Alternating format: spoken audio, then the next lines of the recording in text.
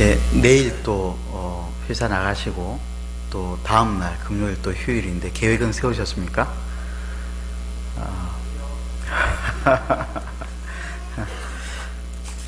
쉴 수 있을 때 잘 쉬는 것도 참 중요한데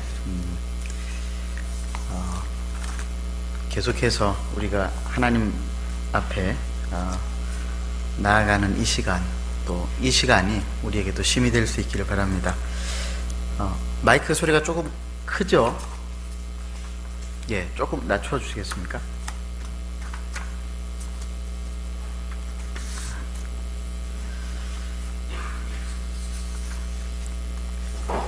밤이나 낮이나 라고 하는 제목으로 오늘 하나님 말씀 전하도록 하겠습니다. 지도를 한번 보여주시죠.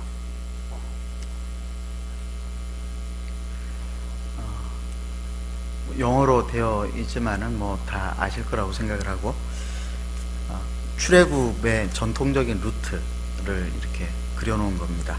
빨간 줄로 그려져 있는 이 그 길이 이스라엘 백성들이 출애굽한 길이라고 학자들이 전통적으로 생각하고 있는 길이고, 까만 길은 이제 그 외에 다른 가능성들을 이렇게 그려놓은 겁니다. 빨간 줄이 어디로 나 있는지 보이시나요? 로워 이집트라고 있는 여러분 보실 때에 왼편에 있는 람셋이라고 하는, 아주 작아서 잘 보이지 않을 텐데 거기서부터 시작되어져서 동남쪽으로 한 4시 반 방향으로 해서 쭉 내려와서 시나이 반도, 시내 광야와 시내산을 거쳐서 또 다시 1시 방향으로 해서 쭉 올라가서 팔레스타인 동쪽으로 해서 가나안 땅으로 올라가는 그런 곳입니다. 이게 이제 광야길이고, 오늘 그런데 읽었던 우리 본문의 말씀 가운데 보면은 17절에 블레셋 사람의 땅의 길이라고 하는 길이 나옵니다. 이게 이제 길의 명칭인데, 블레셋 사람의 땅의 길, 람셋에서부터 시작해가지고 북쪽에 제일 위쪽에 보면은 해안선을 따라서 까만 줄로 표시되어 있는 길이 보이십니까? 반응이 없으시니까 제가 확인할 길이 없는데, 제일 위에 이 해안선,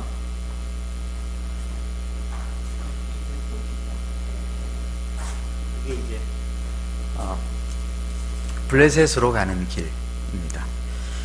이 블레셋으로 가는 길로 하면은 산도 별로 없고 평탄한 길이어가지고 사람의 걸음으로 했을 때에 4일 내지는 5일, 60만 명의 장정과 함께 200만 명 이상의 이스라엘 백성들이었다 할지라도, 함께 간다 할지라도 열흘이 못 걸리는 그런 길이죠. 그런데 이 길을 놓아두고 하나님께서 빨간 길, 광야의 길, 여러분 보시면은 이 시나이 반도에 있는 대부분의 색깔 표시가 황색으로 보이지 않습니까? 산악 지역이에요. 산악 광야 지대예요. 이 길을 거쳐서 간다라고 하는 것은 쉬운 길이 아니죠. 그런데 왜 하나님께서 그 위의 길로 가지 않고 밑에 길, 광야의 길을 가게 하셨는가? 사실은 출애굽한 이스라엘 백성들이 이 가나안 땅으로 갈 때 블레셋으로 가는 길로 갈 경우에는 충분히 빠른 시간 안에 갈 수 있었습니다만은, 그러나 이 길은 쉬운 길은 아니었습니다. 평탄한 길인데 쉬운 길은 아니었습니다. 왜냐하면 이 길은 이집트가, 애굽이 자신들의 무역로로 만들어 놓았음과 동시에 이 길을 통해서 북쪽의 세력이 이집트를 침범해 들어올 때에 이 길을 통해서 왔기 때문에 이 길에다가 여러 가지 군사적인 시설들을 만들어 놓았어요. 그래서 이 군사용 도로를 가리켜서 이집트 고문서에서는 뭐라고 했냐면은 호루스의 장벽이라고 불렀습니다. 호루스는 이집트의 신으로 추앙받는 존재였죠. 호르스가 강력한 힘으로 이 길을 지켜줄 것이라고 하는 믿음이 있었기 때문에 이 길에다가 20곳이 넘게 전략적인 그런 군사 시설들을 만들어 놨어요. 이 길은 우리나라로 따지면은 강원도 전방에 가면은 군사 작전 도로가 있는데 탱크를 막는 길이 있어요. 혹시 이런 길 보신 적 있으십니까? 길 좌우로 큰 돌들을 이렇게 올려놨죠. 그래서 전쟁이 났을 때에 탱크가 더 이상 내려오지 못하게 하기 위해서 전쟁이 나면은 이 길을 폭발을 시켜가지고 양쪽에 있는 그 돌들을 떨어뜨려서 탱크가 더 이상 접근할 수 없도록 만들어 놓은, 이게 이제 군사 용도의 길이죠. 이런 시설들을 아까 보았던 그 지도 위에 그렇게 만들어 놓았다라고 하는 거예요. 뭐 이런 식은 아니었겠지만은 군인들과 고급 창고 또 군사 공격 시설들, 통신망들을 여러 가지로 이렇게 만들어 놓아 가지고 북쪽으로부터 오는 침략하는 이 침략자들, 적대 세력들을 막으려고 했었던 길이 바로 첫 번째 보았던 그 지도 다시 한번 보여주시겠어요? 예, 그 위에 팔레스타인으로 가는, 블레셋으로 가는 길이었습니다. 이 길의 시작은 오늘날 알칸티르라고 하는 지역인 실르, 그리고 라피아, 가자, 아스켈론, 아스돗, 에그론 등 주요 도시들을 거쳐가게끔 되어져 있는데, 모든 곳들이 군대의 주둔지, 군인들이 주둔하고 있었고 삼엄한 경비망이 있었던 그런 길이었죠. 그러니까 만약에 이스라엘 백성들 장정만 60만 명에 200만 명이 이 길을 가면은 어떤 일들이 발생하게 되겠습니까?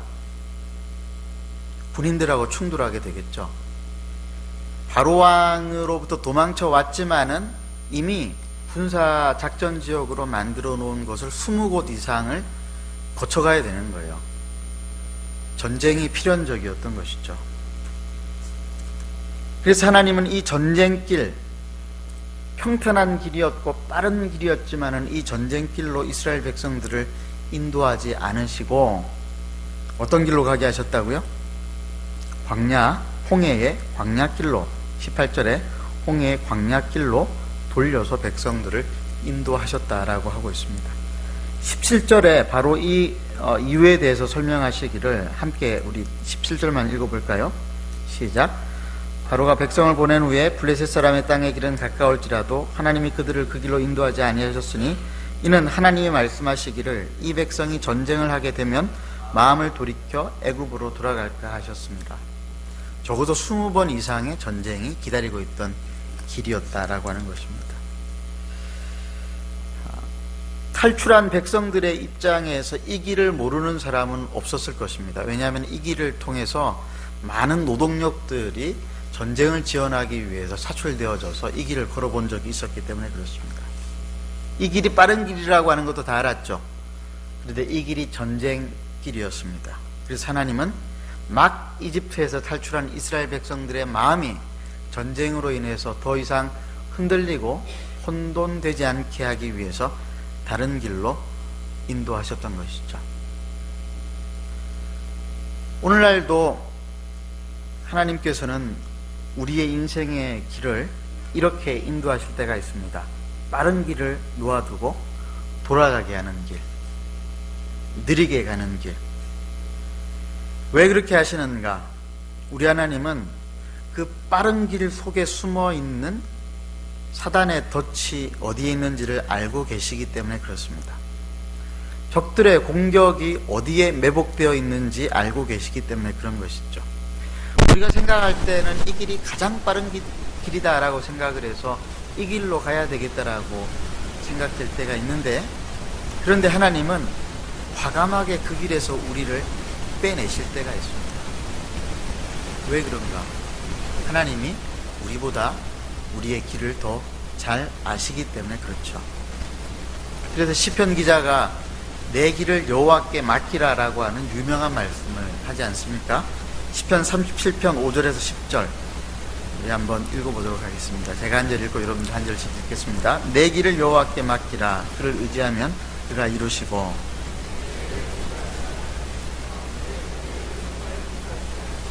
여호와 앞에 잠잠하고 참고 기다리라. 자기 길이 형통하며 악한 꾀를 이루는 자 때문에 불평하지 말지어다.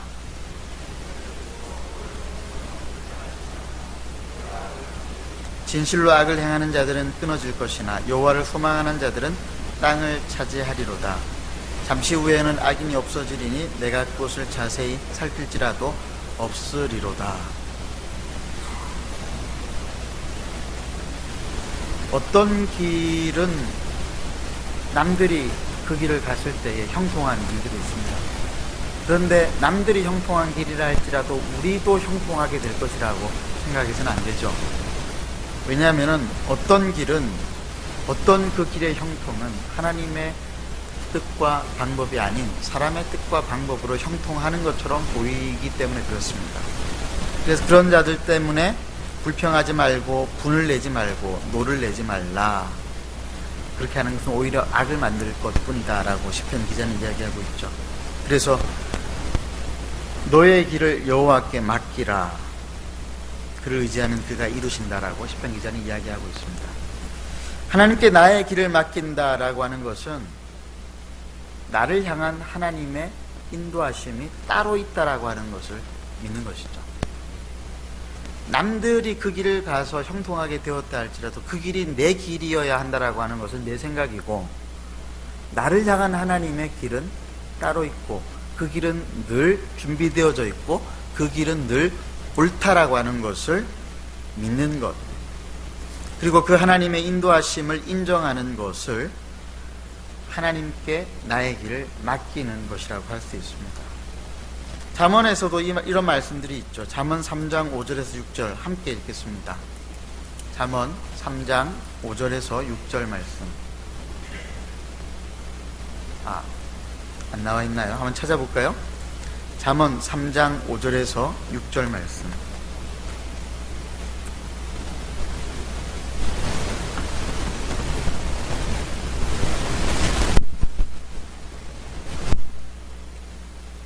함께 읽겠습니다. 시작. 너는 마음을 다하여 여호와를 의뢰하고 내 명철을 의지하지 말라. 너는 범사의 그를 인정하라. 그리하면 내 길을 지도하시리라. 마음을 다하여 여호와를 의뢰하고 범사의 그를 인정하는 것이 하나님께서 지도하시는 길을 따라가는 것입니다. 인정하는 것, 하나님을 인정하는 것. 무엇을 인정하는가? 하나님이 나를 위해서 준비하신 길이 있다라고 하는 것들을 인정하고 그 길에 내 의지를 맡겨놓는 것입니다. 사실 그리스도인들은 어떤 길을 가든지 그게 크게 중요하지 않아요. 어떤 직업을 가지든지 사실은 어떤 선택을 하든지 상관없습니다. 직장을 구하는데 대기업이냐 중소기업이냐 고민할 필요 없습니다. 내가 선택하면 됩니다. 아파트를 사는데 이 아파트냐 저 아파트냐 상관없습니다. 학교를 가는데 이 학교냐 저 학교냐 상관없죠. 어떤 길을 가든지 우리는 길이요 진리가 되시는 예수님과 날마다 동행하고 있기 때문에 그렇습니다. 나는 길이요 진리요 생명이니 나로 말미암지 않고는 아버지께로 갈 자가 아무도 없다라고 하신 그 말씀을 다르게 우리가 보면은 그 주님이 나와 동행하실 때 나는 항상 길 위에 있다라고 하는 거예요. 길을 찾으려고 하지 말고 길이신 예수님 안에 내가 있다라고 하는 것들을 인정하고 어떤 길을 가든지 내가 길이신 예수님과 함께함으로 나는 결코 길을 잃어버리지 아니한다라고 하는 사실을 확신하고 그것을 인정하고 나아가는 것이 중요하다라고 하는 것이죠. 그래서 그리스도인들은 어떤 길을 가도 되는 거예요. 왜냐하면 내가 가는 길이 하나님이 예비하신 길이 되기 때문에 그렇습니다. 물론 전제가 있습니다. 믿음으로 나아갈 때 그렇습니다. 근데 많은 그리스도인들은 길 대신 예수님 안에 있으면서도 길을 찾아서 헤맵니다. 기도할 때도 그렇게 기도하죠. 하나님의 뜻을 구한다라고 하면서 선택의 순간에 갈등하고 하나님을 인정하지 못하고 하나님을 저울질하면서 이럴 때 있지 않습니까? 하나님, 제가 이 선택의 기도에 있는데 하나님 저에게 이것을 주시면은 제가 하나님의 뜻대로 살아가겠습니다. 하나님 요번에 합격시켜 주시면은 앞으로 제가 하나님 뜻대로 살아가겠습니다. 하나님 저를 취직시켜 주시면, 결혼시켜 주시면, 이번에 이 일들이 잘 되게 해주시면은, 어떤 것들을 결정하기에 앞서서 내가 먼저 모든 것들을 결정을 해놓고는, 그리고 난 다음에 하나님의 뜻을 우리가 이야기하면서 기도할 때가 있습니다. 실상 하나님의 뜻을 자기가 정해놓고 하나님의 뜻을 따라 살겠다라고 하는 이것은 연못 구워 나무 위에 올라가가지고 물고기를 구하는 것과 똑같습니다. 불가능한 일이죠. 하나님은 우리에게 선택의 자유를 주셨어요. 뭐든지 내가 선택하면 되는 것입니다. 그 선택에 있어서 특별한 하나님의 뜻을 구하는 것은 우리 그리스도인들에게 있어서 별로 큰 의미가 없어요. 무엇이든지 하나님께서 나의 길을 예비하셨다라고 하는 것들을 믿는 믿음으로 선택하면 되는 거예요. 죄 짓는 일이 아닌 이상은. 이게 하나님 우리에게 주신 자유예요. 그래서 우리로 하여금 그 일을 선택하게 하셨습니다. 우리 하나님은 우리의 선택을 기다리는 거죠. 믿음으로 선택하기를 기다리는 것이죠. 그러면은 그 길이 하나님의 길이 되는 것이에요. 근데 대부분 그렇지 않습니다. 이 길입니까? 저 길입니까? 우스갯소리로 이렇게 구했다고 그러죠. 하나님 뜻을 가르쳐 주십시오. 이렇게 해서 펼쳤는데 하필이면은 유다가 목을 메어 자살한다. 그러니까 하나님 이러실 수 있습니까? 다시 한번 기회를 드리겠습니다. 그래서 펼쳤는데 가서 너도 이와 같이 하라. 이런 말씀이 나오면서 하나님의 뜻을 점치듯이 찾는, 그것은 우리의 신앙은 아니에요. 우리가 하나님을 너무 제한해서 모든 일들의 세세한 모든 것들에 하나님의 뜻이 있다라고 하는 이 전제적인 신학적인 이 명제를 지나치게 오해해가지고 하나님은 내 선택을 기다리고 있는데 나는 자꾸 하나님을 기다리고 있는 이런 어처구니 없는 상황을 만들지 않았으면 좋겠습니다. 하나님의, 우리가 어떤 것을 선택할 때에 하나님의 뜻을 아는 것은 굉장히 중요한데, 그런데 어떤 하나님의 뜻이냐면요,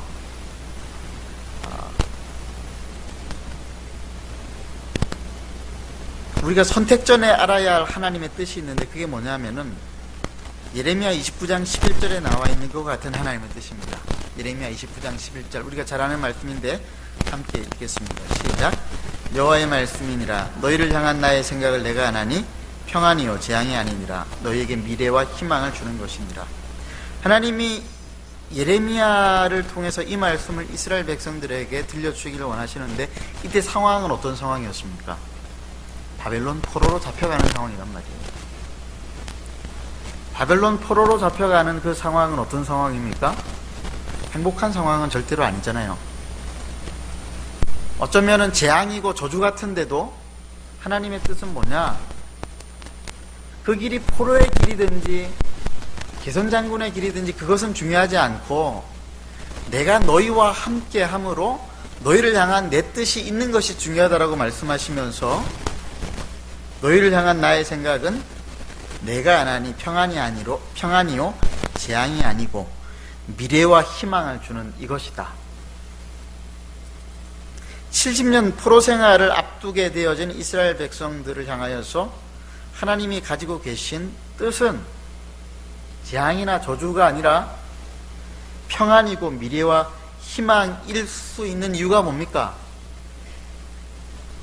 포로 생활이라 할지라도 거기에 하나님의 방법, 하나님의 길이, 우리를 향한 하나님의 길이 준비되어져 있기 때문에 그래요. 준비되어져 있는 거예요. 그래서 두려워하지 말라고 하는 거예요. 오늘 본문에서도 하나님께서 직진의 길을 주지 않으시고 돌아가는 길을 주신 이유가 무엇인가? 하나님이 이미 이 백성들의 마음의 상태를 잘 알고 계신 거예요. 너무 잘 아시기 때문에 이 백성들이 20번 이상의 전쟁을 치르면은 어떻게 될 줄을 아시기 때문에 돌아가게 하신 것입니다. 홍해 광야길로 돌리신 이 길은 먹을 것이 없는 길이었죠. 광야이기 때문에. 마실 물도 구하기가 쉽지 않았습니다. 근데 우리가 잘 알듯이 40년 동안 어떤 일들이 있었습니까? 굶주리지 않았어요. 매일매일 아침과 저녁으로, 저녁과 아침으로 메추라기와 만나가 그들에게 매일매일 일용할 양식으로 내려졌습니다. 안식일을 앞둔, 안식일이 토요일이었잖아요. 금요일에는 이틀치의 양식이 그들에게 주어졌습니다. 사도행전의 기록에 의하면 그들이 40년을 광야 생활하는데 신발이 헤어지지 아니하고 의복이 닳지 않았다라고 그래요. 그런 옷이 있으면 당장 사고 싶은데 하나님께서 하나님의 방법을 다 준비해 놓으시고 홍해 광야길로 인도하셨다라고 기록을 하고 있습니다. 이게 하나님의 길의 특징이에요. 하나님의 길은 어떤 길이냐? 모든 것이 다 준비가 되어져 있고 갖추어져 있는 것입니다. 그래서 하나님의 길은 항상 옳고 하나님의 뜻은 항상 틀림이 없죠. 하나님은 언제나 맞죠. 전쟁길이 아니라 광야길로 돌리실 때도 우리 인생을 향하신 하나님의 뜻은 늘 옳으십니다. 왜냐? 우리에게 딱 맞는 길이기 때문에 그래요. 가장 좋은 옷이 어떤 옷이죠? 비싼 옷입니까? 아니요. 맞는 옷입니다. 딱 맞는 옷. 제가 작년에 제 인생의 처음으로 수제 옷을 한 벌을 얻었어요. 누가 제가 이제 늘 같은 옷을 입고 다니니까 불쌍히 여기셔가지고 대구로 내려가기 전에 옷을 한 벌 이렇게 해주시겠다고 그래가지고 사주시는 줄 알았는데 사람을 보내겠다 그러시더라고요. 아니 그러실 필요 없다고, 제가 가겠다고 그랬더니 아니 그러실 필요 없다고, 늘 하던 거니까 기다리시라고 집으로 사람이 왔어요. 2사람이나 와가지고 다 재더라고요. 그래가지고 이 옷을 만들어서 주셨어요. 딱 맞아요. 딱 맞아요. 사실은 더 비싼 옷도 있을 수 있지 않겠어요? 근데 저한테 제일 지금 맞는 옷은 이 옷입니다. 제 이렇게 배에도 딱 맞는 바지고 등에도 살이 꽤나 많거든요. 딱 맞는 옷을 받았어요. 하나님의 길, 하나님의 길은 우리에게 딱 맞는 길이에요. 이것을 믿는 믿음으로 자유롭게 생각하는 것입니다. 이게 우리에게 있는 자유예요. 어떤 길을 가든지 하나님이 모든 것들을 예비하셨다라고 믿는 믿음으로 나아가는 것이죠. 제가 중국에서 추방되어 나왔을 때 막막했지만은 몇 가지 길이 있었습니다. 사람들이 이렇게 저에게 길을 제시해 주었습니다. 첫 번째는 제가 추방되던 그 당시에 굉장히 많은 분들이 저하고 함께 있었는데 그분들 중에 한 분이 신학대학원의 이사장님이었고 두 분은 그 신학대학원의 이사님이었어요. 3사람이 지금 이사로 있는, 그분들이 저한테 말씀하시기를 목사님 잘 됐습니다. 이 기회에 시간을 좀 가지고 공부를 좀 하면 좋겠습니다. 박사과정까지 장학금 줄 테니까 공부를 하십시오. 그게 첫 번째 제안이었어요. 두 번째는 제가 추방당했다라고 하는 이야기를 듣고 제 모교회인 호산나교회 선교 목사님이 이제 자기가 이제 다시 선교지로 나갈 테니까 다시 모교회로 와서 선교 목사로 이제 사역을 하라라고 하는 것이었어요. 세 번째 제안은 대만에 있는 제 동기 선교사님이 제가 추방됐다 그러니까 이때 놀아야지, 언제 노냐 그러면서 저를 대만으로 불렀어요. 그래가지고 대만에 가서 놀려고 갔는데 이분이 새벽 기도부터 시작해가지고 계속 이렇게 굴리더라고요. 그러더니 제일 마지막 날 중국에서 추방됐으니까 대만에 와서 이제 대만 사람들 섬기는 게 어때? 이제 그러면서 한 가지 제안을 했습니다. 네 번째 제안은 제가 그 MK 캠프, 선교사 자녀들 캠프 하는 그 현장에서 붙잡혀서 이제 그 일 때문에 추방을 당했거든요. 근데 그 일 때문에 지난번에 그 주일날 키 작은 목사님 한 분 오셨잖아요. 그분이 제 추방 동기라고 그랬죠. 이제 그분 전에 그 대표가 계셨는데 그분이 목사님이 MK 선교사 자녀들 위해서 일을 하다가 또 이렇게 추방을 당했으니 하나님의 뜻일 줄 모르니 MK들을 위한 사역을 해보시는 게 어떻겠냐라고 네 번째 제안을 하셨습니다. 그리고 다섯 번째는 이제 강원도에 있는 청년들을 위한 공동체에 들어가는 것인데 최종적으로 어떤 제안들을 제가 하나님의 뜻으로 알고 가야 하는가 고민을 하는데 최종적으로는 제가 아시다시피 강원도에 있는 라브릴이라고 하는 공동체로 들어갔습니다. 그래서 주변 분들에게 제 결정을 말씀을 드리고 기도를 부탁을 하니까 몇몇 분들이 걱정을 많이 하시는 거예요. 크게 두 가지를 걱정하셨습니다. 이제 애들이 다 커가지고 돈 들어갈 일만 생기는데 거기 들어가가지고 애들 교육은 어떻게 할 거며 거기는 후원으로 생활한다고 그러는데 어떻게 먹고 살 거냐라고 이제 하는 걱정이었고, 두 번째는 지금까지 중국에서 10여 년을 목회 가운데에서 커리어 경력을 쌓았는데 그렇게 전혀 생뚱맞은 길로 들어가면은 앞으로 어떻게 그 목회를 할 것이냐라고 하는 그런 걱정이었습니다. 그분들 눈에는 제가 세상 물정을 잘 모르는 그런 젊은 목사로 비춰졌을지도 모르겠습니다. 그럼에도 불구하고 저는 제 선택에 하나님의 축복이 함께 할 것이라고 믿었어요. 그리고 3년 동안 강원도 산골 구석이었지만 그곳에서 전 세계에서 오는 청년들, 젊은이들 도우면서 살았습니다. 굶지 않았고 헐벗지 않았고 빚지지 않았고 아이들 행복하게 잘 지냈고 목회 경력 끊어졌지만은 목회지는 끊어지지 않았고 지금 여러분들과 함께 여전히 하나님의 사역들을 감당하고 있습니다. 구름기둥, 불기둥, 만나와 메추라기가 실제 한다라고 하는 것을 저는 그 3년의 기간 동안에 경험할 수 있었어요. 두려움이 없었을까요? 두려웠죠. 한 번도 가보지 않았던 길인데 보통 일반 목회하다가 공동체, 선교단체 들어간다라고 하는 그런 케이스를 제가 본 적이 저도 없어가지고 이 길이 맞는가 고민이 많았죠. 근데 하나님께서는 다 준비해 놓으셨다라고 하는 것들을 다 경험했습니다. 사랑하는 성도 여러분, 하나님께서 우리를 가장 잘 아신다라고 하는 믿음이 여러분들에게 있습니까? 하나님께서 여러분들에게 가장 필요한 것들을 준비해 놓으시고 그 길에 앞서서 여러분들을 기다리고 있다라고 하는 거 믿으세요? 그러면은 고민하거나 걱정하지 마시길 바랍니다. 우리는 미래에 대한 불확실성 때문에 늘 두려워하고 힘들어하죠. 내 자녀들은 어떻게 될 것인가? 내 인생의 노후는 어떻게 되어질 것인가? 우리 여기 두 분 선교사님 계시지만은 선교 사역을 다 끝나고 이제 나는 어디서 무엇을 하며 살아야 하는가? 우리 성도님들 남자들은 고민들 많으시잖아요. 내가 앞으로 10년 후에 20년 후에 무엇을 하며 살아야 하는가? 20대 30대 청년들 고민 없겠습니까? 남자들만 고민 있겠습니까?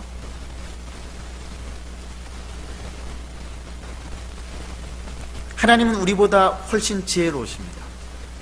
하나님은 우리의 생각과 상상보다도 훨씬 더 우리를 잘 아십니다.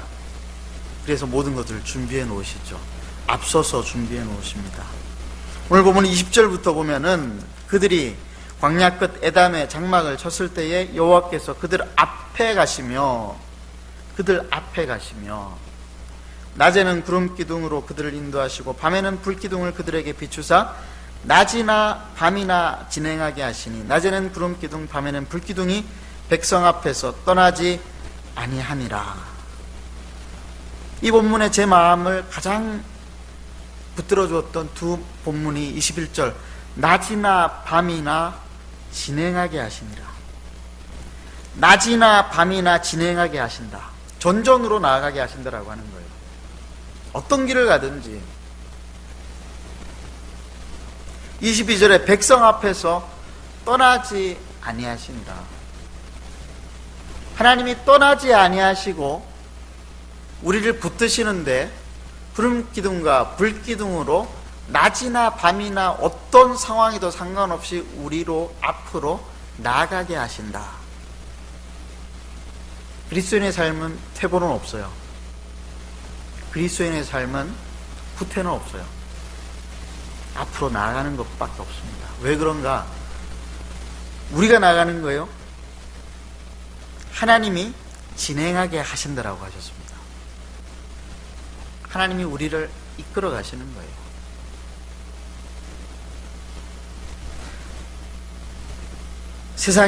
세상 돌아가는 것, 강대국 사이의 복잡한 국제 정세, 북핵 문제, 일주일 앞으로 다가온 대선 문제, 모든 것들이 다 불확실하고 걱정들이 많죠.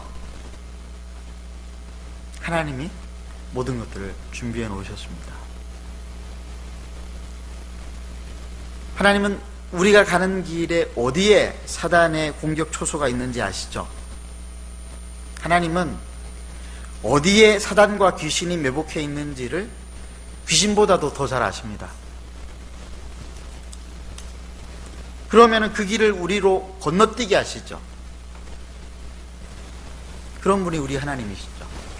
건너뛴다라고 하는 거 무슨 말인지 아시죠? 점프한다라고 하는 거예요. 나도 모르게 점프되는 거예요. 어떤 경우 직장인들 자주 제가 듣는 말이 있는데, 제가 이번에 승진했는데 왜 승진했는지를 모르겠습니다라고 저한테 하소연을 하러 오는 분들이 가끔 계세요. 행복한 하소연이죠. 승진했어요. 진급했는데 왜 진급했는지 승진했는지 모르는 거예요. 당연하죠. 하나님이 점프하게 하신 거니까.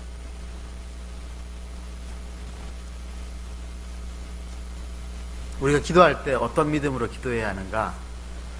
낮이나 밤이나 우리가 앞으로 진행할 것을 믿는 믿음으로 기도해야 할 줄로 믿습니다.